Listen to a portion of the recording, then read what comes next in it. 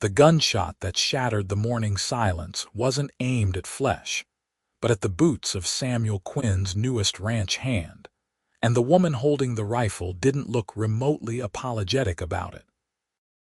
Samuel had been breaking horses for 15 years across 3 territories, had stared down rustlers and outlaws without flinching, and had built his ranch in Silver Reef, Utah, from nothing but grit and determination. Yet the sight of this particular woman with her Winchester raised and her green eyes blazing made something shift uncomfortably in his chest. "I said get off my land," she repeated, her voice carrying across the red rock canyon that separated their properties. It was April of 1882, and the spring sun beat down mercilessly on the Utah desert, making the air shimmer between them.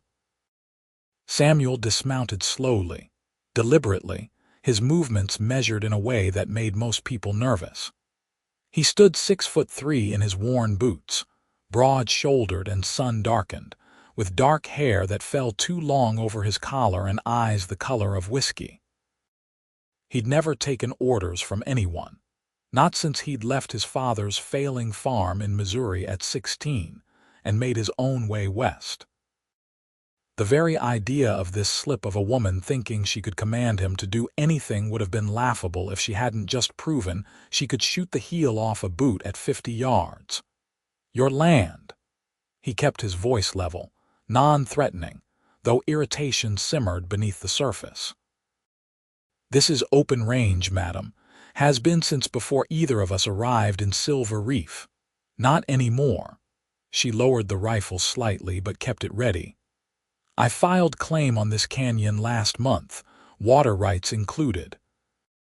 Which means your cattle have been drinking my water and grazing my grass without permission."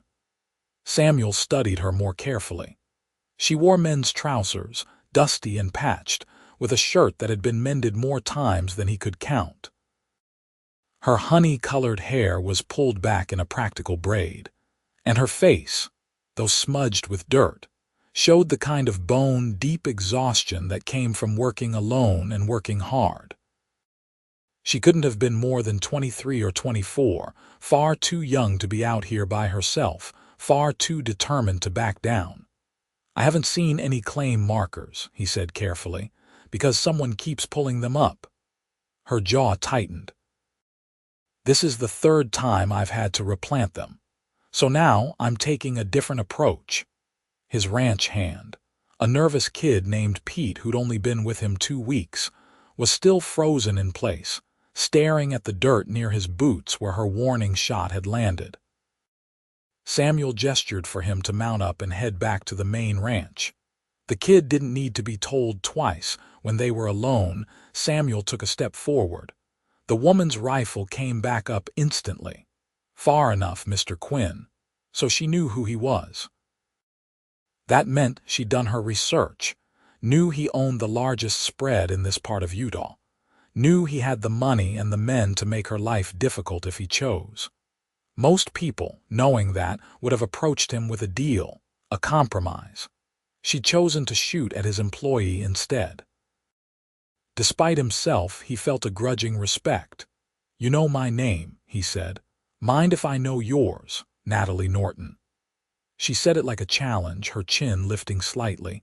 "And before you ask, yes, I'm alone. No husband, no father, no brothers. Just me and my claim, which is legal and filed proper with the territorial office in Salt Lake City." The name Norton rang a bell, though he couldn't immediately place it. Samuel pushed his hat back, squinting against the sun.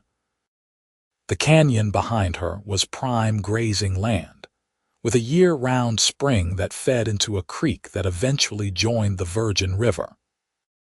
He'd been running cattle through here for 3 years, ever since he'd bought the ranch from old Tom Peterson, who decided Utah winters were too harsh for his aging bones. "Miss Norton," he began, trying for diplomatic, "I'm not disputing your claim. But if you'd filed a month ago, someone should have notified the surrounding ranchers. That's standard procedure." "Standard procedure." She laughed, sharp and bitter. Like it was standard procedure for the land office to tell me this canyon had been in use as open range. Like it was standard procedure for the surveyor to mention that Samuel Quinn doesn't take kindly to anyone interfering with his operation. They told me plenty, Mr. Quinn.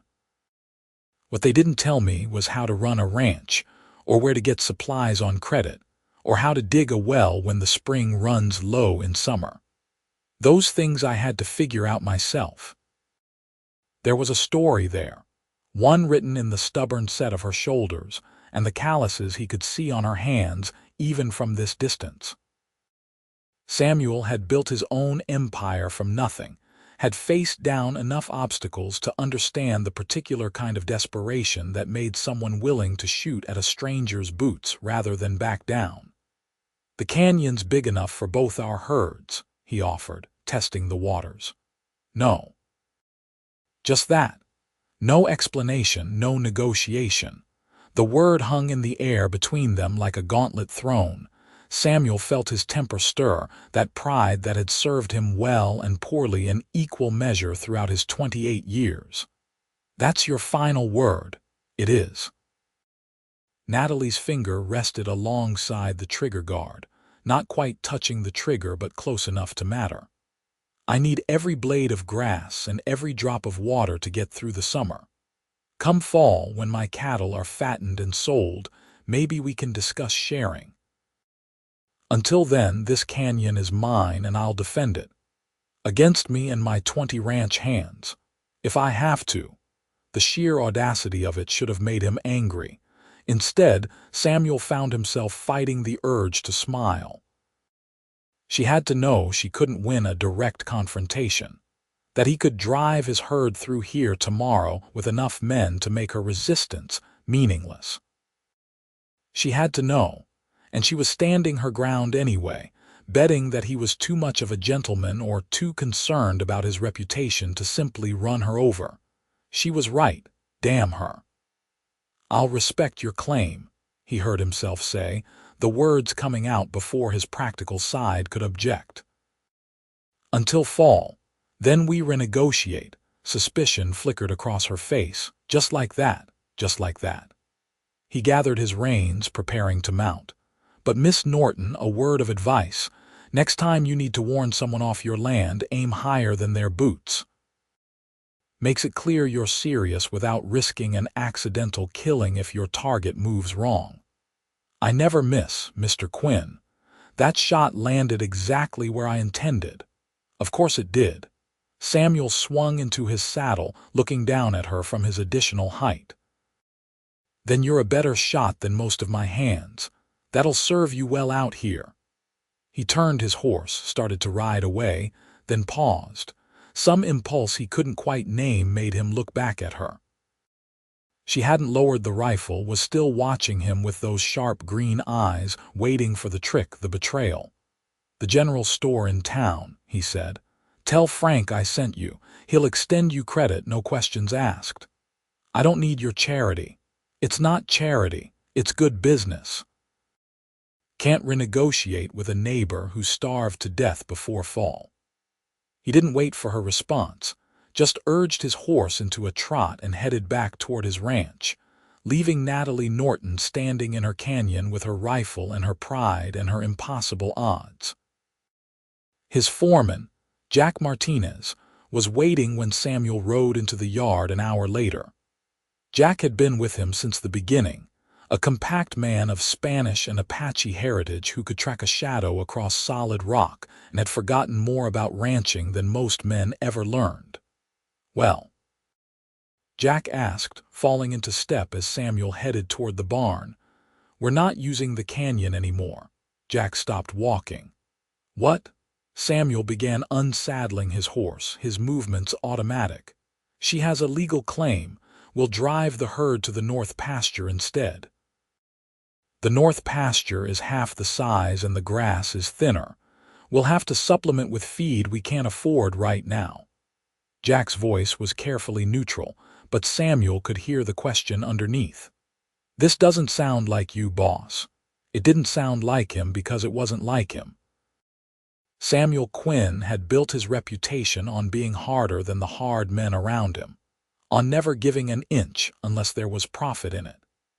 He'd negotiated grazing rights, water rights, and property lines with the ruthlessness of a man who'd started with nothing and refused to return to that state. "She's alone out there," he said finally. "Young woman, no help, trying to work a claim that would be difficult for a full crew. She won't last the summer, so we wait her out. Come September, we buy the claim for pennies when she has to sell." It was the smart play, the business decision, exactly what Samuel would have counseled anyone else to do. But the memory of Natalie Norton's face, exhausted and determined and absolutely unwilling to bend, made something in his chest tighten uncomfortably. "We'll manage with the north pasture," he said, his tone making it clear the discussion was over. Jack shrugged, accepting the decision with the ease of a man who'd learned when to push and when to let things lie.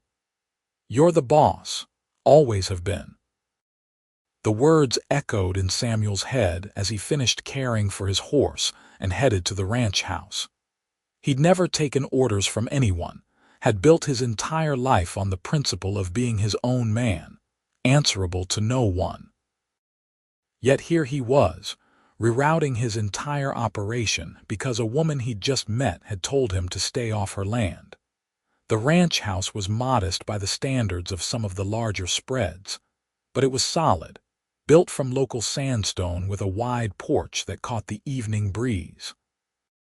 Samuel had designed it himself, planned every room with an eye toward eventual expansion.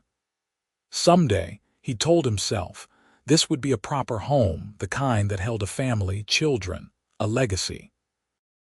That someday felt impossibly distant as he ate a solitary dinner and reviewed the account books that showed his finances were tighter than he'd like. The winter had been harsh, and he'd lost more cattle than anticipated to the cold and the wolves that came down from the mountains when game grew scarce. He needed a good summer and a better fall sale to get back on stable footing. Rerouting to the north pasture would cost him, both in feed supplements and in reduced weight gain for his herd. It was a bad business decision, the kind he'd normally never make, yet he couldn't quite bring himself to regret it. 3 weeks passed before Samuel saw Natalie Norton again. He'd ridden into Silver Reef for supplies, the small mining town that had sprung up after silver deposits were discovered in the sandstone, an anomaly that had geologists scratching their heads and prospectors flooding in to make their fortunes. The town had grown quickly, a jumble of wooden buildings and tents, with a general store, 3 saloons, a church that doubled as a school, and a land office that did brisk business in claims both legitimate and dubious. She was standing outside the general store, arguing with Frank about the price of flour. "That's highway robbery and you know it," she was saying, her voice tight with frustration. "Last month it was half that price."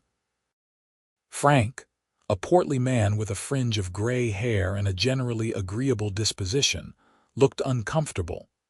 "Shipping costs have gone up, Miss Norton. I'm not making anything extra on it, I swear." Samuel could see the calculation in her eyes, the quick mental arithmetic of someone trying to stretch insufficient funds across too many necessities. Her clothes were even more worn than they'd been 3 weeks ago, and she looked thinner, hungrier. He stepped forward before he could think better of it. "Put it on my account, Frank." Natalie spun around, her face flushing with anger when she recognized him. "I told you I don't need your charity. And I told you to have Frank extend you credit. Apparently you didn't listen." "Because I don't need it." She turned back to Frank. "I'll take half the flour I ordered and no sugar this month." "Miss Norton," Samuel began, trying for patience. "Don't." She grabbed her reduced supplies, her movements sharp with suppressed emotion. "Don't act like you're helping me, Mr. Quinn. We both know this is just another way for you to feel superior, to remind me that you have money and resources while I'm scrambling to survive. That's not, isn't it?" She faced him fully now, and he could see the exhaustion carved into her features, the desperate pride of someone hanging on by their fingernails. "You're Samuel Quinn, the great success story of Silver Reef. Everyone knows how you came here with nothing and built an empire through sheer determination. You're the man who never takes orders, never backs down, never needs anyone's help. So forgive me if I don't trust that you're offering aid out of the goodness of your heart." The bitterness in her voice suggested she'd heard his story before, probably from people who'd used it to explain why they couldn't or wouldn't help her. "You should be more like Samuel Quinn," they'd have said, as if determination alone was enough, as if there weren't 100 factors beyond effort that determined who succeeded and who failed. "My father mortgaged everything to buy that canyon claim," Natalie continued, her voice dropping lower, more raw. "He believed the land agent who told him it was prime grazing land, easy water access, perfect for a small operation. He spent every dollar we had on the down payment, then died of a heart attack 2 months later, before we'd even moved the first cow onto the property. So now I'm here, trying to make his dream work, trying to prove that his sacrifice meant something. And I'll be damned if I do it by becoming another charity case for the great Samuel Quinn." She walked away before he could respond, carrying her meager supplies with her head high and her shoulders squared against the weight of the world. Frank cleared his throat awkwardly. "She's a proud one, that girl. Her father, Harold Norton, he was a good man. Farmer from Colorado looking to start fresh after his wife died. Bought the canyon claim site unseen, and when he finally got here and realized how hard it was going to be, I think the shock of it just stopped his heart. Found him slumped over his wagon 2 months back, and she decided to stay and try to make it work. Didn't really have a choice. Spent everything getting here, everything on the claim. Going back would mean going back to nothing." Frank began ringing up Samuel's own supplies. "I've extended her some credit, despite what she just said. But there's only so much I can do without going under myself. She needs help, Mr. Quinn, whether she'll admit it or not." Samuel paid for his purchases, his mind working through the problem. Natalie Norton was drowning slowly, and her pride wouldn't let her grab the rope anyone threw. He understood that kind of pride better than most. He'd been there himself, those first hard years when accepting help had felt like admitting defeat. The difference was, he'd eventually learned that there was a distinction between accepting help and losing yourself. The question was how to make Natalie see that before she worked herself to death trying to prove a point. He found her loading supplies into a wagon that had seen better decades, the wood warped and one wheel sitting slightly askew. Her horse was a sway-backed mare that should have been retired to pasture years ago. "That wheel's going to break before you get home," he observed. She didn't look at him. "It's held this long, Miss Norton. I'm not your enemy." "You're not my friend either, Mr. Quinn. You're a businessman who sees an opportunity. Once I fail, you'll buy my claim for nothing and expand your empire. So don't pretend this is about kindness." The assessment was so cynical and so close to what Jack had suggested that Samuel felt a flash of anger. "You don't know anything about me. I know enough." She finished loading the flour, handling the sack with difficulty due to its weight. "I know men like you. Everything's a transaction. Everything has an angle. You're wrong." "Am I?" She finally faced him, and the challenge in her eyes made his pulse quicken in a way that had nothing to do with anger. "Then prove it. Go away and leave me alone. If you're really not just waiting for me to fail, then stop watching. Stop offering help that comes with strings attached, and let me succeed or fail on my own merits." It was a trap, neatly laid. If he walked away, he'd be abandoning her to almost certain failure. If he stayed, he'd be proving her point about having ulterior motives. Samuel had negotiated with cattle buyers and land speculators and mining companies, had talked his way out of conflicts with everyone from Apache raiders to Union Pacific representatives, but this woman had him cornered with nothing but words and logic. "What if I hired you?" he heard himself say. Natalie blinked, clearly surprised. "What? I need help on my ranch. Hire on as a hand, you'll get food, lodging, and wages. You can save your money, build up a proper herd for your claim, come back to it in a year with actual resources. So I can work for you, learn from you, become grateful to you, and eventually what? Sell you my claim out of obligation, so you can eat regularly and not kill yourself trying to do the impossible alone." His voice came out harsher than intended, frustration bleeding through. "You think I don't recognize what I'm looking at? I've been there, Miss Norton. I know what it's like to be so tired you can barely stand, so hungry you'd consider eating leather, so determined to prove everyone wrong that you'd rather die than admit you need help. The difference is, I was a 16-year-old boy with nothing to lose. You're a young woman with a legitimate claim worth saving, and you're squandering it because your pride won't let you see sense." "My pride?" Her voice rose. "You're lecturing me about pride. You, the man who's apparently never taken orders from anyone in his entire life. You, who built a ranch through pure stubbornness and now act like everyone else should just be able to do the same. I had help." The words burst out of him, louder than he'd intended, echoing off the false-fronted buildings around them. Several passers-by stopped to watch the argument, but Samuel didn't care. "I had help, even when I was too proud to ask for it. Jack Martinez found me half dead from thirst my second week in Utah, and nursed me back to health, taught me how to survive in the desert. Old Tom Peterson let me work his ranch for 3 years, taught me everything about raising cattle in this climate, then sold me the property at half what it was worth because he believed in me. Frank over there has extended me credit more times than I can count when money was tight. So don't stand there and act like I did this all alone, like accepting help is some kind of moral failing." The silence that followed was deafening. Natalie stared at him, her expression cycling through surprise, confusion, and something that might have been understanding. Samuel realized his hands were clenched into fists, his breathing heavy, as if the admission had cost him something physical. "I didn't know that," she said quietly. "No one does. Because I built a reputation on being self-sufficient, on never needing anyone, and that reputation has value in a place like this. But it's also a lie, or at least not the whole truth." He forced himself to relax, to gentle his voice. "I'm not offering help because I think you're weak. I'm offering it because I know you're strong enough to accept it without losing yourself."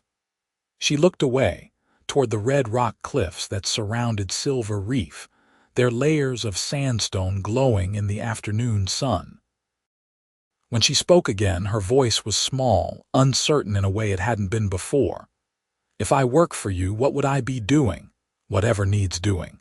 Mending fence, checking water sources, breaking horses if you know how, same as any ranch hand. And my claim stays yours. I'll even throw in the use of one of my bulls come breeding season, no charge, so you can start building a proper herd." Natalie turned back to him, searching his face for the trick, the hidden cost. Samuel made himself stand still under her scrutiny, let her look her fill. She had freckles across her nose, he noticed, and a small scar on her chin that suggested she'd taken a hard fall once and split the skin. "Why?" she asked finally. "Why do you care?" It was a good question, one he'd been avoiding asking himself. The practical answer was that having another capable hand would benefit the ranch. that helping her now could lead to a useful alliance later. But standing here in the dusty street, looking at this exhausted, stubborn, impossibly brave woman, Samuel knew the practical answer wasn't the real one. "Because someone should," he said simply. "Because your father deserved better than to die with his dream unrealized, and you deserve a real chance to make it work. Because in a territory this hard, this unforgiving, we either help each other or we all fail eventually. Pick whatever reason you like." She studied him a moment longer, then nodded once, sharp and decisive. 1 month. I'll work for you for 1 month, save my wages, learn what I can. After that, I'm going back to my claim whether I'm ready or not. 3 months, he countered. You can't learn enough in 1 month, and you can't save enough either. 2 months. And I want it in writing that the canyon claim stays mine, that you have no legal interest in it regardless of what happens. Deal. Samuel extended his hand. Natalie looked at it for a long moment before finally reaching out and clasping it. Her hand was smaller than his, roughened by work, and the contact sent an unexpected jolt of awareness through him. From the way her eyes widened slightly, she felt it too. She pulled away first, cleared her throat. "When do I start?" "Now, if you want. Follow me out to the ranch. We'll get you settled in the bunkhouse. I need to get my things from the canyon first. Tomorrow's soon enough for that. Right now, you look like you need a hot meal and a good night's sleep more than anything else." For a moment, he thought she'd argue, that stubborn pride rising up again. Then her shoulders sagged slightly, exhaustion winning over defiance, and she nodded. Samuel helped her secure her supplies in his wagon, noting the way she winced when lifting the flour sack again. How long had she been going hungry? How many meals had she skipped to make her food stores last? The ride to the ranch took an hour, following a well-worn trail through the red rock landscape. Natalie drove her own wagon, keeping pace with Samuel's horse. He found himself glancing back more often than necessary, checking on her, making sure the dubious wheel was holding. She was watching the land, he noticed, her eyes constantly moving, cataloging every feature, every water source, every promising grazing area. It was the look of someone who understood that knowledge meant survival out here, that paying attention could mean the difference between life and death. The ranch buildings came into view as they crested a low rise. The sandstone house and the cluster of outbuildings arranged around a central yard. It wasn't much compared to some of the massive operations further south, but it was solid, well-built, a testament to steady work and careful planning. Jack was in the yard when they arrived, mending tack. He straightened when he saw Natalie, his eyebrows rising in a silent question. "Jack Martinez, this is Natalie Norton," Samuel said, dismounting. "She'll be working with us for the next couple months." To his credit, Jack's expression didn't change beyond a slight nod of acknowledgement. "Miss Norton, welcome." "Thank you." Natalie climbed down from her wagon, moving stiffly.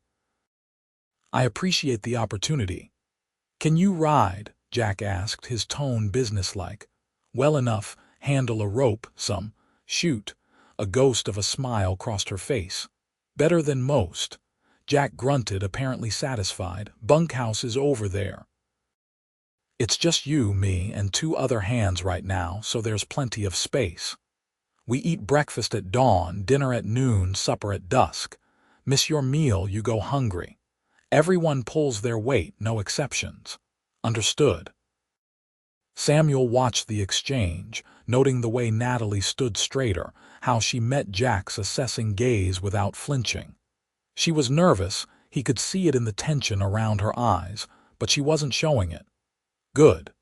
The other hands would respect that. "Why don't you get settled?" Samuel suggested. "Jack can show you where everything is. We'll start you on light duty tomorrow, let you get your bearings."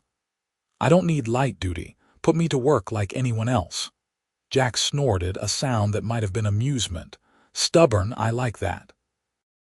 Okay, Miss Norton. Tomorrow you're on fence repair with Pete. 5 miles of line to check and mend in the north section. I'll be ready. She collected a small bag from her wagon, everything she owned in the world apparently fitting into one worn carpet bag, and followed Jack toward the bunkhouse. Samuel watched them go, wondering what exactly he'd just set in motion. That evening, when everyone gathered for supper in the ranch house kitchen, Samuel saw the carefully neutral expressions on the faces of his two other hands, Pete and an older man named Wyatt. They were wondering the same thing he was. What was a woman doing working as a ranch hand, and what did the boss think he was playing at bringing her here? Natalie ate in silence, methodically cleaning her plate in a way that suggested she'd been hungry for quite some time.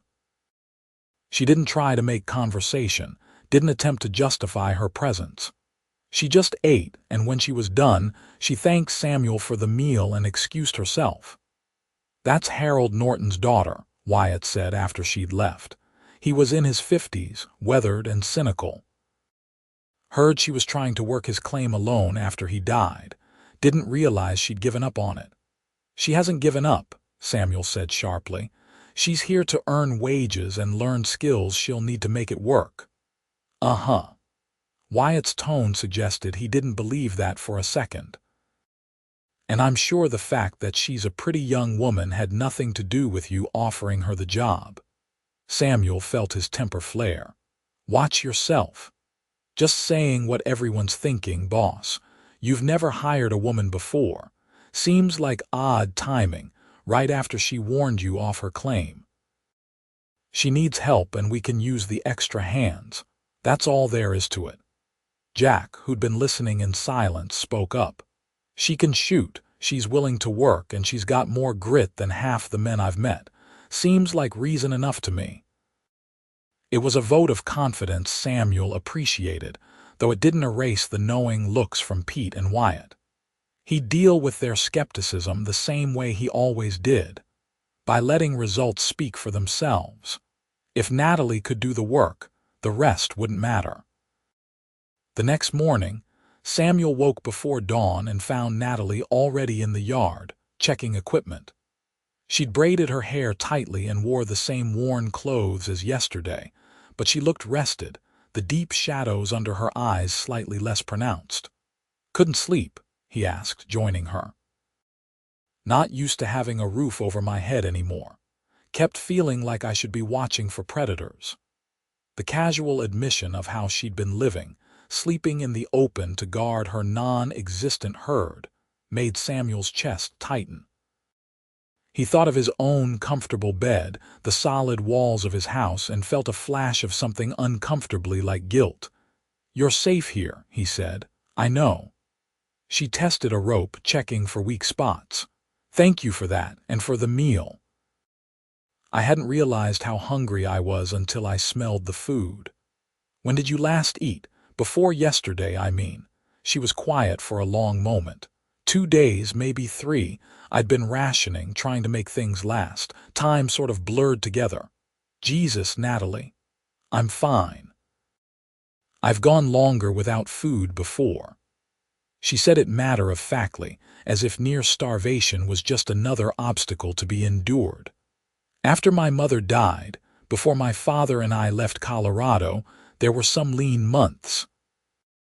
Pete emerged from the bunkhouse, looking half asleep, and Natalie straightened, her expression shifting into something more guarded. The moment of vulnerability passed, locked away behind that stubborn pride again. Samuel watched them ride out an hour later, Natalie sitting her borrowed horse with competent ease, despite the animal being far superior to the sway-backed mare she'd been using. Jack had picked out one of the gentler mounts, a steady bay gelding that would tolerate inexperience, but Natalie clearly didn't need the accommodation. She rode like someone who'd grown up in the saddle, comfortable and capable. "She'll do fine," Jack observed, appearing at Samuel's elbow. "I know. Question is, will you?" Samuel turned to look at his foreman. "What's that supposed to mean?" Means I've known you a long time, boss, and I've never seen you look at anyone the way you look at her." Jack's expression was mild, but his eyes were sharp. "Just be careful. She's barely keeping her head above water, and you're the man with all the power in this situation. Easy for things to get complicated." "Nothing's going to get complicated. She works here for 2 months, learns what she needs to know, and goes back to her claim. That's all. If you say so." Jack didn't sound convinced. "But for what it's worth, Wyatt's wrong. You didn't hire her because she's pretty. You hired her because she reminds you of yourself, and that's somehow more dangerous." He walked away before Samuel could formulate a response, leaving him standing in the yard with the uncomfortable awareness that Jack was absolutely right. Natalie did remind him of himself, of the desperate determination that had driven him those first hard years. And that recognition, that sense of kinship, was far more dangerous than simple attraction could ever be. The days fell into a rhythm. Natalie worked hard, harder than some of his longtime hands, attacking every task with the intensity of someone trying to absorb years of experience in a matter of weeks. She mended fence until her hands bled, then wrapped them and kept working. She learned to throw a rope properly, practicing in the evenings until full dark made it impossible to see. She asked questions constantly, about everything from reading weather signs to treating hoof rot, and she remembered every answer. Samuel found himself watching for her, noticing when she came in from the day's work, making sure she ate enough at meals, checking that she wasn't pushing herself past healthy limits. He told himself it was just responsible management, making sure his employees stayed healthy and productive. But he was lying, and he knew it. The truth revealed itself in small moments. The way his pulse kicked up when she laughed at something Jack said during dinner. The protective anger he felt when Wyatt made a snide comment about women doing men's work. The entirely inappropriate thoughts he had when he saw her washing up at the pump in the yard, her shirt sleeves rolled up and water droplets catching the evening light. He wanted her. Not just physically, though there was certainly that, but in a deeper way that was far more complicated. He wanted to know what made her laugh, what she dreamed about when sleep finally claimed her, what her life had been like before loss and hardship carved away everything soft and left only steel. The realization should have made him back away, put professional distance between them. Instead, he found himself creating opportunities to work alongside her, offering to help with tasks she could have managed alone, extending conversations over evening meals long past the point of necessity. And Natalie, wary and guarded, seemed to be softening despite herself. She still kept her distance, still maintained careful boundaries, but Samuel could see the walls coming down increment by increment. She smiled more readily now, made jokes with Pete and Jack, even tolerated Wyatt's grumbling with good humor. With Samuel, though, there was always a hint of something else, a charged awareness that hummed beneath every interaction. He'd catch her watching him sometimes, her expression unreadable, and the air between them would grow thick with unspoken words. 3 weeks into her employment, everything changed. Samuel had ridden out to check on the north pasture alone, wanting to assess how the herd was doing on the thinner grazing. He was examining a steer that looked slightly lame when he heard hoofbeats approaching fast. Natalie pulled up beside him, her horse lathered and breathing hard. Her face was pale beneath the tan. "What's wrong?" Samuel was already reaching for his rifle. "Riders at the canyon. 3 men I've never seen before, tearing down the fence I'd started building, running off the few cattle I'd left there." The words came out fast, tight with anger and fear. "I was there collecting some things I'd left behind, and they told me to clear out, that the land was theirs now." Ice slid through Samuel's veins. "Did they hurt you?" No, I left before they could try. But Samuel, they had official-looking papers. They said my father's claim was invalid, that they'd bought the land from the territorial office last week. Land fraud. It happened all the time out here. Crooked agents selling the same property to multiple buyers, forged documents, deliberately confused surveys.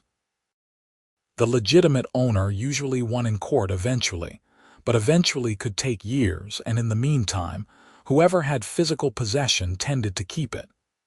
Get Jack and the others, Samuel said, his voice hard. Tell them to bring rifles. We're going to have a conversation with these men about property rights. Natalie's eyes widened. I can't ask you to. You're not asking. I'm offering. Now go. She hesitated only a moment before wheeling her horse and galloping back toward the ranch. Samuel checked his rifle, his mind already working through the tactical situation. 3 men, possibly armed, definitely willing to use intimidation to claim land that wasn't theirs. It could get ugly fast. But the alternative was letting them run roughshod over Natalie's claim, and that wasn't acceptable. He'd told her the canyon was hers and he'd meant it. If that meant backing up words with action, so be it. 20 minutes later, he rode into Natalie's canyon with Jack, Pete, and Wyatt flanking him. Natalie had wanted to come, but he'd ordered her to stay at the ranch, knowing her presence would only complicate things if shooting started. The 3 men were exactly where she'd said they'd be, working on tearing down a section of fence. They stopped when Samuel's group approached, hands drifting toward their gun belts. That's far enough, one of them called out. He was in his 40s, bearded and rough-looking, with the confident bearing of a man used to getting his way through intimidation. Samuel halted his horse but didn't dismount. You're on private property. Miss Norton's claim filed and registered legal. Not according to this. The man pulled a document from his vest. Territorial office says this land is ours. Previous claim was filed on land already designated for the railroad. Whole thing was invalid from the start. It was a common scam.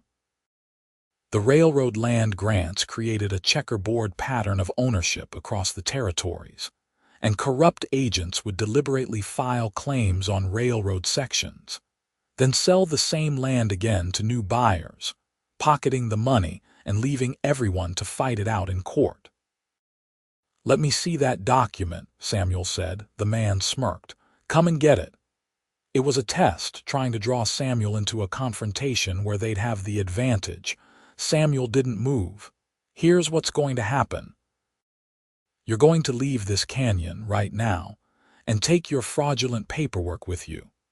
Tomorrow, Miss Norton is going to ride to Salt Lake City and verify her claim with the actual territorial office, not whatever agent you bribed to create that forgery. When she comes back with proof that this land is legally hers, if you're still here, we'll remove you by force. And who are you exactly? Samuel Quinn. I own the ranch to the east and I employ Miss Norton. Which means an attack on her property is an attack on my interests, and I protect my interests. The name clearly meant something to them. The bearded man's confident smirk faltered slightly, and his companions shifted nervously. Good. Samuel's reputation, built on years of being harder and more stubborn than anyone else, was finally proving useful for something beyond just business negotiations. This doesn't concern you, Quinn, the man said, but there was less certainty in his voice now.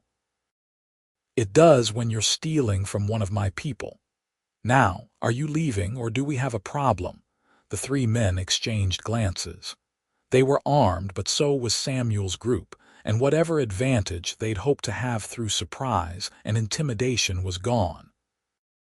After a long, tense moment, the bearded man folded the document and put it away. This isn't over. We'll be back with a marshal and proper enforcement. You do that. We'll be here waiting with Miss Norton's legitimate claim papers, and a list of witnesses who will testify that you tried to steal her land." They mounted up and rode out, making a show of taking their time, unwilling to look like they were being run off. Samuel waited until they were out of sight before allowing himself to relax slightly. "That was a bluff," Jack observed. "We don't know if her claim papers are legitimate or if they actually did file on railroad land." "I know, but they don't know that we don't know. And by the time they come back, we'll have answers." "You planning to ride to Salt Lake City yourself?" Wyatt asked. "I am, and I'm taking Natalie with me. She needs to verify her claim in person anyway, and I know people in the territorial office who can expedite things." The ride back to the ranch was quiet, each man lost in his own thoughts. Samuel was calculating the cost of this intervention, both in time and in potential conflict. Making enemies of men willing to commit land fraud was dangerous. They'd likely retaliate, either through legal channels or less legitimate means. But when they arrived at the ranch and he saw Natalie waiting in the yard, her face tight with anxiety, all the calculations fell away. She needed help, and he was going to provide it, consequences be damned. "They're gone," he told her. "For now. But we need to verify your claim is legitimate, make sure your father didn't accidentally file on railroad land like they claimed." "How do we do that?" "We ride to Salt Lake City. Tomorrow, if you're willing. It's a 3-day trip each way, but it's the only way to be certain." Natalie looked at him, and for the first time since he'd met her, there was no suspicion in her gaze, no guardedness, just gratitude and something that might have been the beginning of trust. "Why are you doing this?" she asked quietly. "You've already given me a job, helped me more than anyone else has. Why risk trouble with men like that over a claim that isn't even yours?" "Because I'm falling in love with you," Samuel thought, the realization hitting him like a physical blow. "Because somewhere between the moment you shot at my ranch hand's boots and now, you became important to me in a way I can't quite define. Because the thought of those men taking your land, your father's dream, makes me angrier than anything has in years." But he couldn't say any of that, not when she was looking at him with such raw vulnerability, not when the power imbalance between them made any declaration of feeling inappropriate at best. "Because it's the right thing to do," he said instead. "And because I keep my word. I told you the canyon was yours, and I meant it." They left at first light, provisioned for a week and armed against both animal and human threats. The trail to Salt Lake City wound through increasingly dramatic terrain, red rock giving way to mountains still capped with spring snow. They camped the first night in a sheltered canyon, Natalie insisting on taking a watch shift despite Samuel's protests. "I'm not helpless," she said, checking her rifle. "I can pull my weight on this trip just like I do at the ranch." "I never said you were helpless." "No, but you treat me like I need protecting. You have since the moment we met." Samuel considered that, staring into the campfire. "Maybe because you do need protecting. Not because you're weak, but because you've been alone for too long, carrying too much." "Everyone needs someone watching their back, Natalie, even me." She was quiet for a long moment. "Who watches yours?" "Jack, usually, though I don't make it easy for him." He smiled slightly. "I have a reputation for being difficult to help." "I can't imagine why." Her tone was dry, but there was warmth underneath it. They sat in comfortable silence, the fire crackling between them. Above, stars scattered across the sky in impossible profusion, the Milky Way a river of light overhead. Out here, away from the ranch and its routines, the walls between them seemed thinner, more permeable. "Tell me about your father," Samuel said. "What was he like?" Natalie pulled her knees up, wrapping her arms around them. "Gentle. That's the word that comes to mind first. He was a gentle man in a world that doesn't reward gentleness. My mother's death broke something in him, I think. He tried to keep going for my sake, but Colorado held too many memories. Coming here was supposed to be a fresh start, a chance to build something new. He would have been proud of you, of how you're fighting to make his dream real. Would he? Or would he be horrified that his daughter is living like an outlaw, working as a ranch hand, shooting at strangers? She shook her head. I don't know anymore. I don't know if I'm honoring his memory or just being stubborn for stubbornness' sake. There's nothing wrong with stubborn, Samuel said. Stubborn built my ranch. Stubborn kept me alive my first year in Utah. Stubborn is the only reason either of us are sitting here right now. Is that what you see when you look at me? Just a reflection of yourself? The question caught him off guard. No, I see someone stronger than I was at your age, someone who's had to learn hard lessons faster than anyone should have to. Someone who's earned every bit of success she'll eventually have, assuming the world gives her half a chance. And you're trying to give me that chance. Someone should. Natalie turned to look at him fully, the firelight painting her face in shades of gold and shadow. You're not what I expected, Samuel Quinn. What did you expect? Someone harder, colder. The stories make you sound like you're made of granite, unfeeling and unstoppable, disappointed. No, she said it softly but with certainty. Relieved, maybe. It's easier to trust someone who's human. The word trust hung in the air between them, fragile and new. Samuel knew he should leave it alone, should maintain professional distance, but the night and the isolation and the simple fact of her presence made him brave. Do you? He asked. Trust me. Natalie held his gaze. I'm starting to. Against my better judgment, against every instinct that says powerful men always have ulterior motives, I'm starting to trust you. And that terrifies me more than those men at the canyon, more than losing my claim, more than anything. Why? Because trusting someone means giving them the power to hurt you, and I've been hurt enough. Samuel understood that bone deep.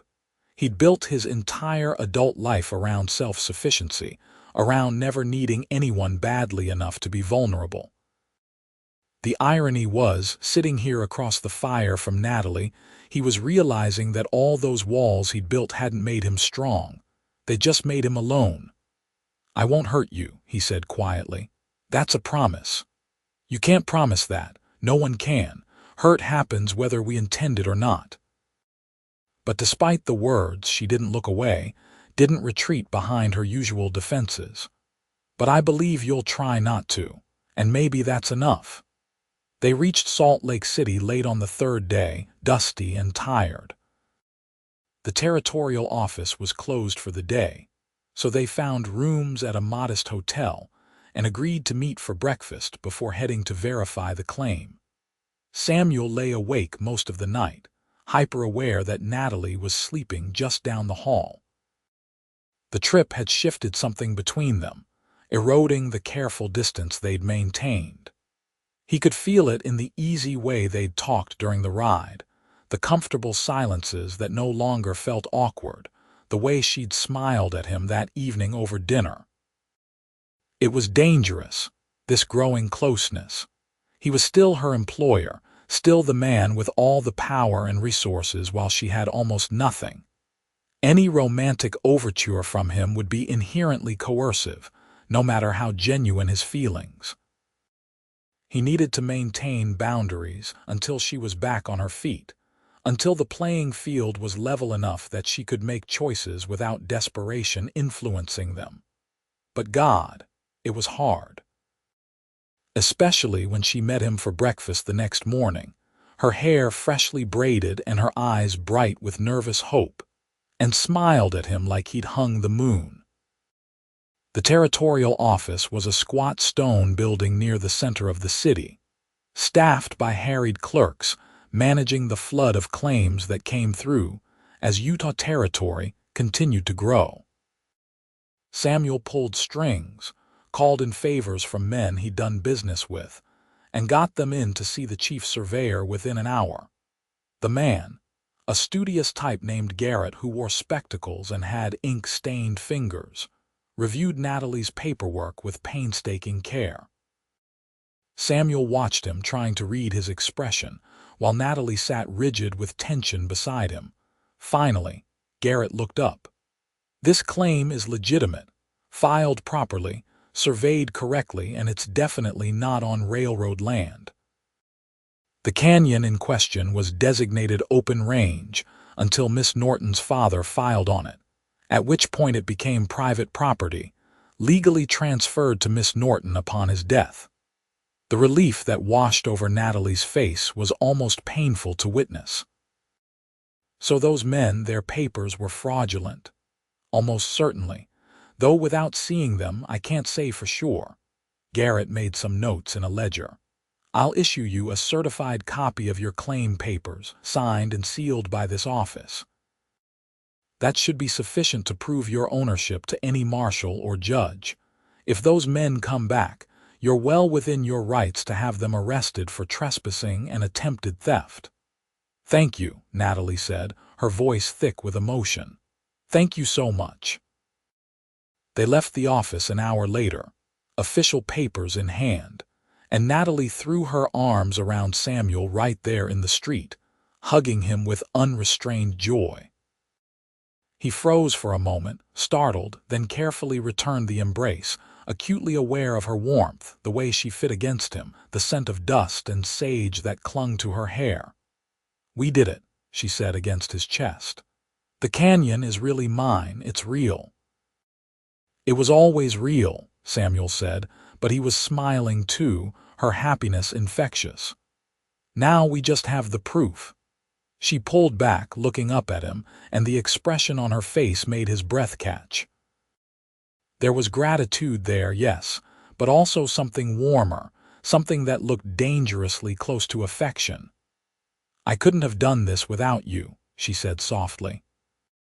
"I know I fought you every step of the way, insisted I didn't need help, but the truth is, I would have lost everything if you hadn't intervened. So thank you, Samuel, for believing in me when I barely believed in myself." He wanted to kiss her. The impulse was so strong it was almost overwhelming, made worse by the way she was looking at him, the parted lips and bright eyes that suggested she might not object. But they were in the middle of a public street, and she was still his employee, still vulnerable in ways that made acting on his feelings wrong regardless of mutual attraction. So instead, he just nodded, stepped back to a more appropriate distance. "You're welcome. Now, what do you say we celebrate with a proper meal before we head back? There's a restaurant near here that serves the best steak in the territory." The moment passed, tension easing into something lighter. They had dinner, talked about everything and nothing, laughed more freely than Samuel could remember doing in years. Natalie told him stories about growing up in Colorado, about her mother who'd been a school teacher, and had instilled in her daughter a love of reading despite their limited resources. Samuel shared memories of his own childhood, the good parts mixed with the difficult, painting a picture of a life shaped by hardship but not defined by it. "You ever regret it?" Natalie asked over coffee. "Leaving your family, coming west alone?" "Sometimes. Mostly I regret that I wasn't older when I left, more equipped to handle what I'd face. Those first few years were brutal." He stared into his cup, remembering. "I almost died more times than I can count. Thirst, hunger, exposure, violence. There were nights I'd lie awake and wonder if I'd made a terrible mistake, if I should just give up and go back." "What stopped you?" "Pride, mostly. I told my father I was going to make something of myself, prove that I didn't need his farm or his approval. Going back would have meant admitting defeat." He smiled wryly. "Stupid reason to risk your life, but there it is. I don't think it's stupid. Pride's kept me going more than once." She traced the rim of her cup with one finger. "Though I'm learning there's a difference between healthy pride and the kind that gets you killed." "What kind do you have?" "Both, probably. I'm still figuring it out." They rode back to Silver Reef, with the certified claim papers safely stored in Samuel's saddlebag, taking their time, stretching the journey into 4 days instead of 3. Neither of them acknowledged why they were moving slower, but Samuel suspected Natalie felt it too. That reluctance to return to the ranch and the roles they played there, the boundaries that would reassert themselves once they were back in familiar territory. On their last night before reaching home, camped in a clearing surrounded by pines, Natalie finally broke the careful silence they'd been maintaining. "I've been thinking," she said, poking at the fire with a stick, "about what happens when my 2 months are up." Samuel's stomach tightened. He'd been avoiding thinking about that deadline, about the fast-approaching day when she'd leave the ranch and return to her canyon. "What about it? I don't think I'm ready. To go back alone, I mean. I've learned a lot, but not enough. The canyon is mine legally now, but I still don't have a real herd, still don't have the skills or resources to make it profitable." She looked at him across the fire. "What if I stayed longer? Another 2 months, maybe 3. Relief and concern warred in Samuel's chest. He wanted her to stay, wanted it with an intensity that was probably unhealthy.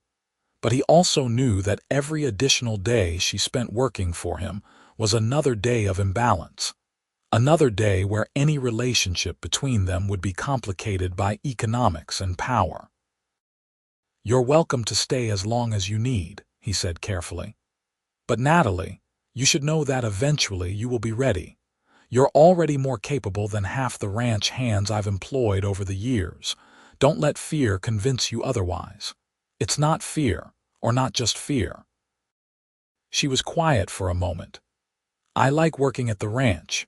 I like the routine, the people, the sense of being part of something bigger than just my own survival. And I like working for you specifically, even though you're insufferably protective and have a habit of thinking you know what's best for everyone." Despite himself, Samuel smiled. "Insufferably protective. You once spent 20 minutes lecturing me about proper hydration in summer heat." 20 minutes, Samuel, about drinking water. You weren't drinking enough. You were getting headaches. Case in point. But she was smiling too. "My point is, I'm not asking to stay just because I'm not ready to be on my own. I'm asking because I want to. Because the past month has been hard but also good in ways I didn't expect. Because for the first time since my mother died, I feel like I'm part of something that matters." The vulnerability in her voice undid something in Samuel's chest. He stood, moved around the fire to sit beside her, close but not touching. "You matter, Natalie. With or without the ranch, with or without me, you matter. And you're welcome to stay as long as you want. Just promise me you'll still go back to your canyon eventually, make your father's dream real. Don't give up on it because working for someone else feels safer." "I won't, I promise." She leaned against him slightly, a casual intimacy that felt anything but casual. "You're a good man, Samuel Quinn. I don't think you hear that enough." He didn't know how to respond to that, so he just sat there with her warmth against his side and watched the fire burn down to embers while the stars wheeled overhead. They arrived back at the ranch the next afternoon, to find Jack waiting with news that the 3 land fraudsters had been arrested in Silver Reef trying to sell forged claim papers to another unsuspecting buyer. The marshal had held them when their stories didn't match up, and once he'd telegraphed the territorial office for verification, the whole scheme had unraveled. "So it's really over," Natalie said, reading the marshal's official report that Jack handed her. "The canyon is mine. No disputes, no threats." "Looks that way," Jack agreed. He glanced at Samuel with an expression that suggested he had questions about the trip to Salt Lake City, but was too tactful to ask them in front of everyone. Over the following weeks, Samuel watched Natalie bloom. The constant tension that had defined her began to ease, replaced by a quiet confidence that made her even more attractive. She laughed more, teased Pete mercilessly, even won over Wyatt with her uncomplaining competence during a grueling week of branding. And she stayed. 2 months became 3, then 4. She saved her wages religiously, buying supplies to stockpile in the canyon, making plans for the herd she'd eventually build. But she showed no signs of actually leaving, and Samuel didn't push, couldn't bring himself to push when every day with her felt like a gift. They worked side by side more often than was strictly necessary. Samuel found excuses to pair them on tasks, to seek her opinion on ranch decisions, to extend their time together in a dozen small ways. And Natalie, for her part, seemed to seek him out just as deliberately, appearing at his elbow when he was working on the accounts, joining him on his evening rides to check the property, sitting beside him at every meal. The attraction between them had grown from something tentative into something undeniable, charging the air whenever they were in the same space. Samuel could feel it in the way her breath caught when he helped her down from her horse, in the lingering looks she gave him when she thought he wasn't watching, in the careful way they avoided touching because both of them knew that once they started, they might not be able to stop. It came to a head on a sweltering August afternoon. Samuel was working on fixing the ranch house roof, replacing shingles damaged in a summer storm, when Natalie appeared with a pitcher of water and 2 cups. "Thought you might be thirsty," she said, shading her eyes to look up at him. "Parched." "Thanks." He climbed down, accepted a cup, and drank deeply. The water was cold from the spring house and it tasted like salvation. Natalie poured herself a cup, watching him with an expression he couldn't quite read. "Samuel, can I ask you something?" "Of course." "Why haven't you courted me?" The direct question hit him like a physical blow. Water sloshed out of his cup and he barely noticed. "What? You heard me." She set down her cup, faced him squarely. "I'm not imagining the way you look at me, or the way you find excuses for us to work together, or the fact that you smile more when I'm around. You're interested. I know you are. So why haven't you done anything about it?" Samuel set his own cup down with exaggerated care, buying time to formulate an answer. "Because you work for me. Because you needed help and I provided it, and any romantic advance in that situation would be inappropriate at best, coercive at worst. Even if the feelings are mutual." His heart was pounding so hard he was surprised she couldn't hear it. "Are they mutual? You're really going to make me say it first." She shook her head, but she was smiling slightly. "Fine. Yes, Samuel, I have feelings for you. I've had them for a while now, probably since you helped me in Salt Lake City, maybe even before that. And I'm tired of pretending I don't, tired of dancing around this thing between us like we're both afraid of breaking something fragile. Natalie, I know all the reasons it's complicated. I know I'm still your employee, still technically dependent on your goodwill. But I'm not desperate anymore. I have money saved, skills learned, a legitimate claim to valuable property. I'm choosing to stay at this ranch not because I have no other options, but because I want to be here. Because I want to be near you." She stepped closer. "So I'll ask again. Why haven't you courted me?" There were 100 reasons, all of them evaporating under the force of her directness, her courage in stating plainly what he'd been too careful to acknowledge. Samuel looked at her, really looked, seeing not the desperate woman who'd shot at his ranch hand's boots 4 months ago, but the strong, capable, devastatingly attractive woman she was now. "Because I was afraid," he admitted. "Afraid that if I pursued you, you'd feel obligated to reciprocate. Afraid that I'd be taking advantage of your situation. Afraid that I was confusing respect and admiration for something deeper. And now I know it is something deeper. Now I know I'm completely in love with you, and I have been for months, and it's been driving me slowly insane trying to maintain appropriate distance." The words came out in a rush, unfiltered. "I love how stubborn you are, how brave, how you never give up even when anyone else would have quit. I love your laugh and your terrible jokes and the way you hum while you work. I love that you see the world as something to be confronted and overcome rather than simply endured. And I love that you walked into my life and humbled me in ways I didn't even know I needed." Natalie's eyes had gone wide, bright with unshed tears. "How exactly did I humble you?" "By making me realize that being self-sufficient isn't the same as being strong. By showing me that accepting help doesn't make you weak. By proving that sometimes the bravest thing you can do is let someone else share your burden." He reached out, cupped her face gently. "I spent years building a reputation as the man who never takes orders, never needs anyone. And then you came along and gave me orders and I followed them, and it felt right in a way nothing else ever has." Samuel. His name on her lips was half prayer, half plea. "So yes, Natalie Norton, I would very much like to court you, if you'll have me. If you can overlook the fact that I'm proud and stubborn and have a tendency to think I know best about everything. Those things I already knew. I have a similar problem."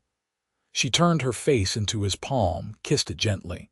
"Yes, 1,000 times yes." He kissed her then, finally, after months of wanting and waiting. She melted into him, her arms coming up to wrap around his neck, and the contact was everything he'd imagined and more. She tasted like summer and dust and hope, and when she made a small sound of contentment against his mouth, Samuel felt something in his chest crack open, letting light flood in. They broke apart eventually, both breathing hard, foreheads resting together. "Well," Natalie said, slightly breathless. "That was worth waiting for." Samuel laughed, the sound rusty from disuse but genuine. "We should probably tell the others. Jack's going to be insufferably smug about being right." "Right about what? He told me weeks ago that I was falling for you. I denied it, of course." "Of course." She kissed him again, soft and sweet. "Though I have to say, for a man who's never taken orders from anyone, you certainly followed my directive to court me fairly quickly. What can I say? I've learned that sometimes the best thing a man can do is listen to a woman who knows what she wants." They announced their courtship that evening over supper, and Jack did indeed look smug, while Pete seemed genuinely happy and Wyatt muttered something about having seen it coming months ago.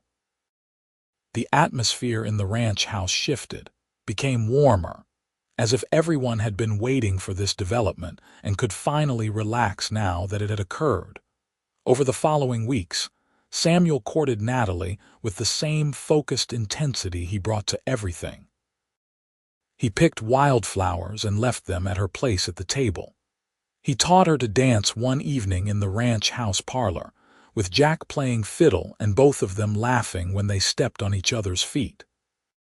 He took her on rides through the Red Rock country, showing her his favorite places, the hidden springs and dramatic overlooks that made Utah Territory feel like another world. And Natalie, for her part, let him. She accepted his attentions with grace, reciprocated with gestures of her own, small kindnesses that showed she was thinking of him. She mended his shirts without being asked, made his favorite meals when it was her turn to cook, sat with him in the evenings while he worked on the account books, her presence a quiet comfort. They talked about everything. Samuel learned about her mother's death from influenza, the slow deterioration of her father's hope after that loss, the desperate optimism that had driven him to buy a claim site unseen.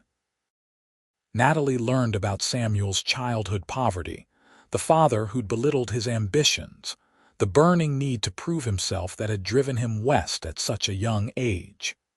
"We're both running from something," Natalie observed one evening. They were sitting on the porch, watching the sun set over the red rocks. You from poverty and the feeling of being trapped, me from loss and the fear that I'm not strong enough to survive alone. Maybe, Samuel agreed, or maybe we're both running toward something better. And we just happened to find it in each other. She leaned her head on his shoulder, and they sat in comfortable silence as the sky turned from gold to pink to deep purple, stars beginning to emerge like diamonds scattered across velvet. In September, as the weather began to cool and the cattle fattened on the last of the summer grass, Natalie finally announced she was ready to return to her canyon. Not to leave the ranch permanently, she was quick to clarify, but to begin working her claim in earnest, building the herd and the operation her father had envisioned. "I'll need help," she said, addressing Samuel and Jack. "At least initially. I can't manage alone, not yet." "I'll send Pete with you," Samuel offered. "He's young but capable, and he could use the experience of starting an operation from scratch." "And I'll be there every day I can spare," Samuel added, the words coming easier than they once would have. A few months ago, he would have seen taking time away from his own ranch as a weakness, a failure of focus. Now he understood it as an investment, both in Natalie's future and in their shared life together. Because it was a shared life now, even if they hadn't formalized it with vows. Samuel knew, with the kind of bone-deep certainty that defied logic, that Natalie was his future. The question was just timing, making sure she felt secure enough in her own accomplishments before he asked her to bind her life to his. The canyon looked different when they rode in that first morning. Natalie and Samuel and Pete loaded down with supplies and tools. The fence she'd started building months ago had been completed, repaired after the land fraudster's damage. The spring ran clear and strong, feeding into a creek that would provide year-round water for livestock. It was good land, prime land, and with proper management, it could support a modest but profitable operation. "We'll start by building a proper shelter," Samuel said, surveying the canyon. "Nothing fancy, just something weatherproof where you can stay when you're working here. Then we'll focus on expanding the herd, breeding and buying until you have critical mass." They worked through September and into October, building infrastructure, purchasing cattle using Natalie's saved wages supplemented by a loan from Samuel that she insisted on documenting formally, with interest and repayment terms. It was important to her, maintaining that independence even as they grew closer, and Samuel understood and respected that need. Her herd grew slowly but steadily. Samuel made good on his earlier promise, providing use of his best bull for breeding. By November, Natalie had 30 head of cattle bearing her brand, a small herd by most standards but enough to build on, enough to represent real progress. She split her time between the canyon and Samuel's ranch, a pattern that felt natural and right. Some nights, she stayed in the small cabin they'd built in the canyon, guarding her growing investment. Other nights, she returned to the ranch house, where Samuel had given her the guest room but where she spent most evenings with him on the porch or in the parlor, talking and planning and simply being together. It was a good life, better than either of them had imagined possible. The only question was when they'd make it official. The answer came in December, during an unseasonably warm spell that had the cattle confused and the hands speculating about what the winter would bring. Samuel and Natalie had ridden out to check on her herd, just the two of them, and found everything in good order. "You've done it," Samuel said, watching the cattle graze contentedly. "Built your father's dream into reality. You should be proud." "I am, but I couldn't have done it without you." She turned to look at him, her expression serious. "I know I fought you initially, resented your help, saw it as charity or as some scheme to eventually take my land. I was wrong about you, Samuel, about so many things. You were protecting yourself. There's no shame in that. maybe. But I want you to know that I see you clearly now. I see the man who's generous without making people feel small, who's strong without needing to dominate, who's built an empire but stayed human in the process. And I love that man, Samuel. I love you completely. His heart was pounding, that familiar mixture of hope and fear that came with significant moments. Natalie Norton, I have something I need to ask you. Yes, he blinked. I haven't asked yet, I know, but the answer is yes. To whatever you're about to ask, the answer is yes. Despite the tension, Samuel laughed. You don't even know what the question is, I can guess. And I'm saying yes. But you should probably ask anyway for the sake of doing it properly. Samuel dismounted, helped her down from her horse, then took both her hands in his. The red rock canyon rose around them, her father's dream made real.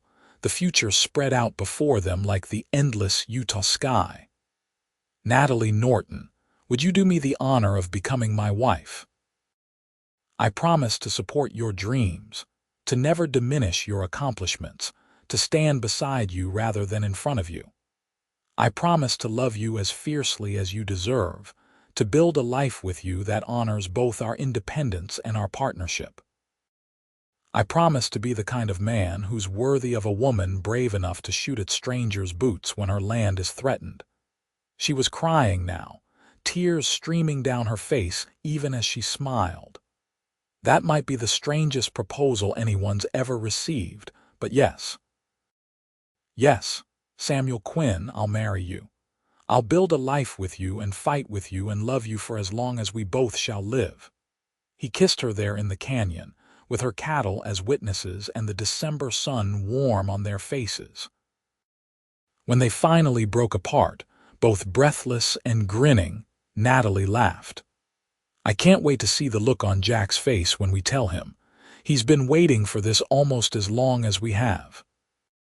They were married in Silver Reef on a cold January day in 1883, in the small church that doubled as a schoolhouse, with half the territory apparently in attendance. Jack stood up as Samuel's best man, his usually stoic face creased with genuine happiness. Natalie wore a simple dress she'd sewn herself, cream-colored with lace at the collar, and Samuel thought she'd never looked more beautiful. The ceremony was brief, the celebration afterward raucous and heartfelt. The entire town turned out, it seemed.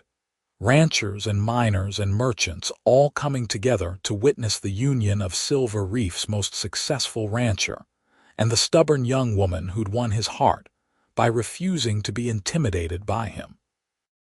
Never thought I'd see Samuel Quinn humbled, Frank from the general store observed during the reception, raising his glass in a toast. But Miss Natalie here managed it without even trying. Here's to the woman who finally taught the proudest cowboy in the territory that sometimes taking orders is the smartest thing a man can do. The crowd laughed and cheered, and Samuel raised his own glass in acknowledgement, not even slightly embarrassed by the good-natured ribbing. It was true, after all.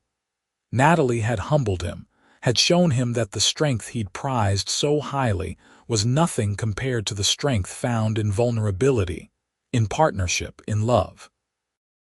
They spent their wedding night in the ranch house, in the room that had been Samuel's alone for so many years and was now theirs together. Later, wrapped in each other's arms, Natalie traced patterns on his chest. "So what happens now?" she asked. "Do I give up my canyon, move here permanently?" "Only if you want to. We can make it work either way. Keep both operations running, split our time, build something bigger together than either of us could alone. Partners in everything, in absolutely everything." She was quiet for a moment. I like the sound of that. Norton and Quinn ranching. Quinn and Norton has a better ring to it. She pinched him lightly, making him laugh. "We're married approximately 6 hours and you're already trying to take top billing, force of habit, though I'm willing to negotiate.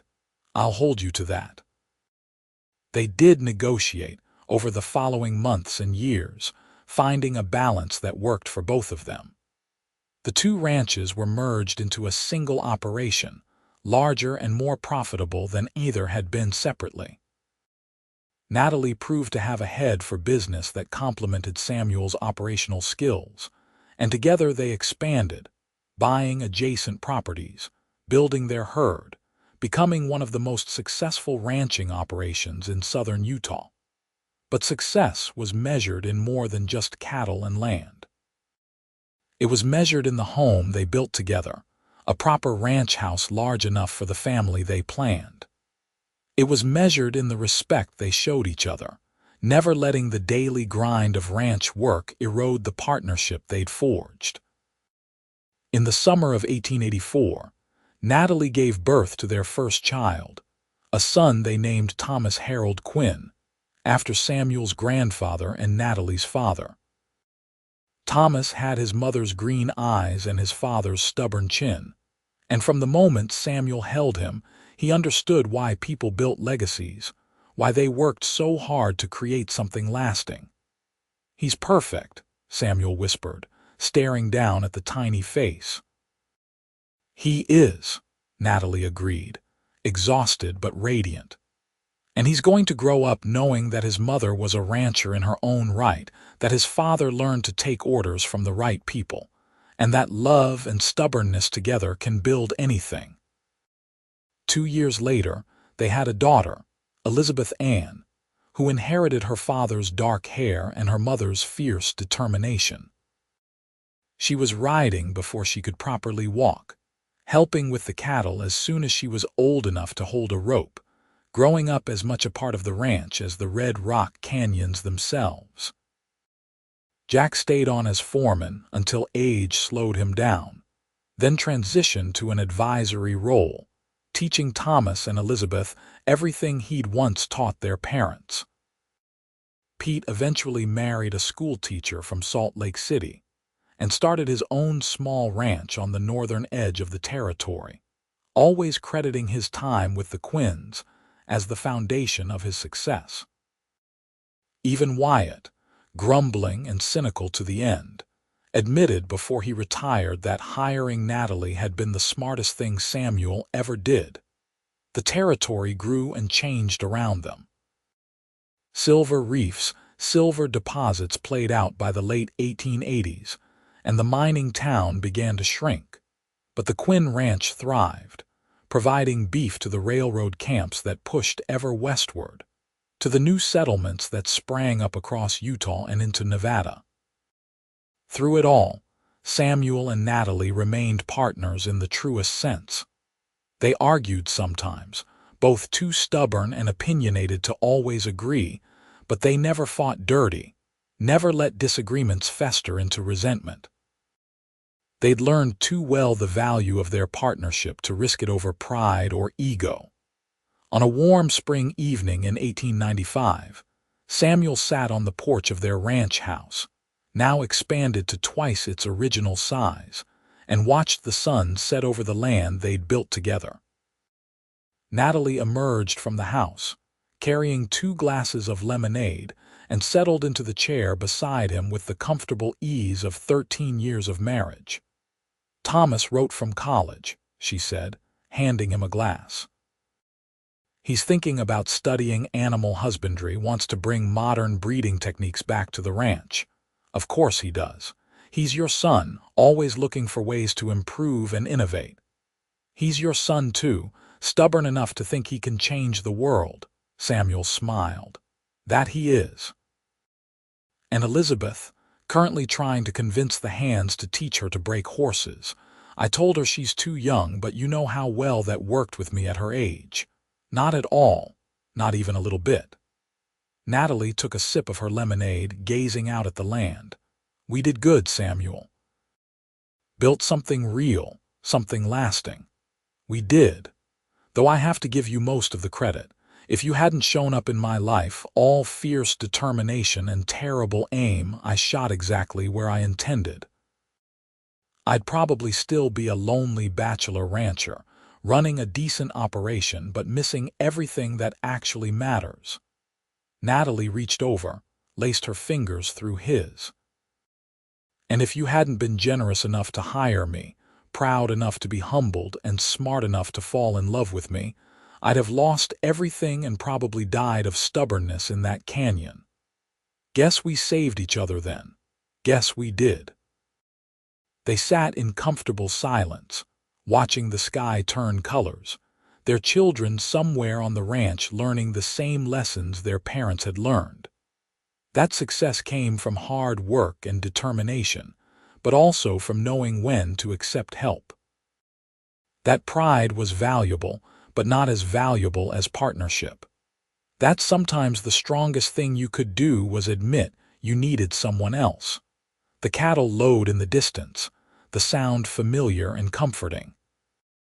Somewhere a horse whinnied, and closer by, one of the hands was singing a trail song, his voice carrying across the evening air. It was the sound of home, of a life well lived, of dreams realized through grit and love in equal measure. "I have a confession," Samuel said eventually. "Oh.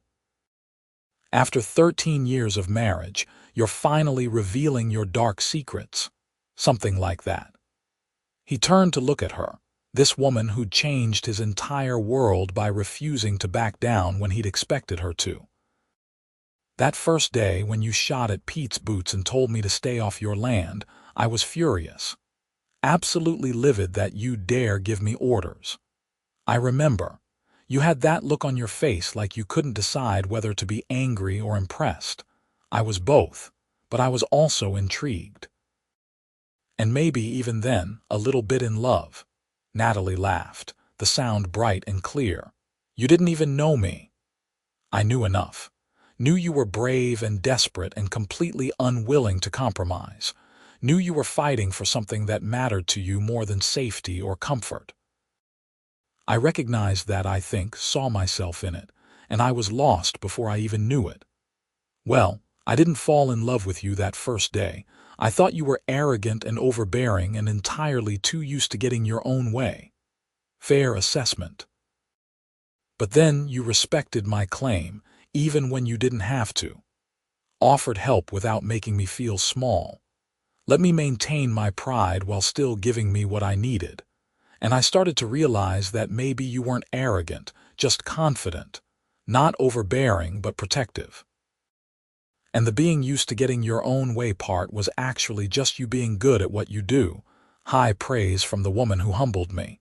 Someone had to." She squeezed his hand. "I'm glad it was me. So am I." They sat together as full dark fell, stars emerging overhead in their familiar patterns. Inside the house, lamps were being lit, casting warm yellow light through the windows. It was a scene of peace and prosperity, the culmination of 14 years of work since that day in April 1882, when a desperate young woman had shot at a stranger's boots and changed both their lives forever. In the distance, in the canyon that had started it all, Natalie's original cattle and their descendants grazed peacefully under the same stars. The fence that she'd built and rebuilt, that had been torn down by fraudsters and restored by honest work, still stood strong, marking the boundaries of the dream her father had died believing in and that his daughter had made real. It was a legacy built on love and stubbornness, on accepting help while maintaining independence, on the recognition that sometimes the proudest thing you could do was admit you needed someone else. And it would endure, passed down through generations of Quinns who would learn that strength came not from standing alone, but from knowing when to stand together. Samuel Quinn had never taken orders from anyone, had built his reputation and his fortune on being harder and more determined than everyone around him. But in the end, it was learning to take orders from one fierce woman, learning to be humbled by love and partnership, that had made him truly successful. And as he sat there on his porch, his wife's hand in his and his children safe and thriving, he couldn't imagine it any other way. The ranch they built together prospered beyond anything either of them had imagined in those early, desperate days. By the turn of the century, Quinn and Norton ranching was a name known throughout the territory, synonymous with quality cattle and honest dealing. They employed dozens of hands, owned thousands of acres, supplied beef to markets from Denver to San Francisco. But the true measure of their success wasn't in the numbers, impressive though those were. It was in the marriage they'd built, tested by hard work and hardship but never broken. It was in the children they'd raised to be strong and independent, taught to value both self-sufficiency and community. It was in the countless small kindnesses they showed each other every day, the ways they supported and challenged and loved each other through decades of life lived fully. On their 20th anniversary, Samuel took Natalie back to the canyon where it had all begun, now lush and well-managed, supporting a thriving herd that bore both their brands intertwined. They stood at the same spot where she'd first confronted him all those years ago, and Samuel marveled at how much had changed and how much had stayed the same. "You ever regret it?" he asked, echoing the question she'd once asked him. "The choices you made, the path that led you here?" Natalie turned to him, older now but no less beautiful, her eyes still that remarkable green, her bearing still proud and capable. "Not for a single moment. Every hardship, every struggle, every terrifying, uncertain day led me to you and to this life. I wouldn't change any of it. Even the part where you nearly starved trying to prove you didn't need help, especially that part. Because it taught me the difference between needing help and being weak. And because it brought me to a man wise enough to offer help in a way I could accept, proud enough to understand my pride, and brave enough to be humbled by love." Samuel pulled her close, kissed her with all the passion of those early days but with the deep comfort of 20 years of partnership behind it. "I love you, Natalie Quinn, for humbling me, for challenging me, for choosing me. And I love you, Samuel Quinn, for seeing me when everyone else overlooked me, for respecting me when others dismissed me, for loving me exactly as I am." They stayed in the canyon until the stars came out, talking about their children and their ranch, and all the dreams still left to pursue. And when they finally rode back home, it was side by side, equals in every way that mattered, partners in a legacy that would endure for generations. The fierce woman had indeed humbled the proudest cowboy in the territory. But in doing so, she'd given him something far more valuable than pride. She'd given him purpose, partnership, and a love that would last beyond their lifetimes, written into the very landscape of the territory they'd helped build.